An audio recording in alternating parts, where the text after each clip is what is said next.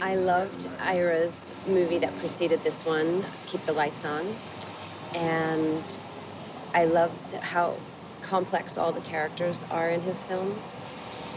I also loved 40 Shades of Blue that he directed, so I really wanted to work with him.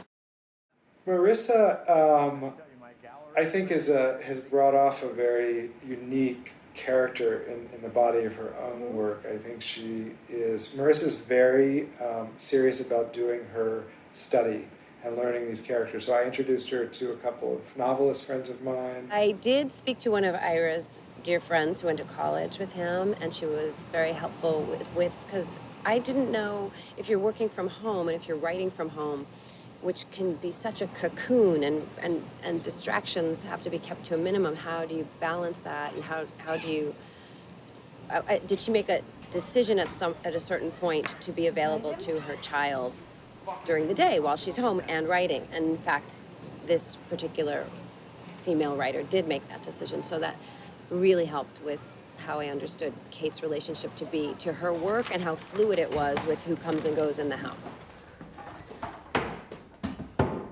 She's probably the most ambitious actor I've worked with in the best of ways, meaning that she doesn't want to put anything on film that isn't meaningful and that doesn't have depth.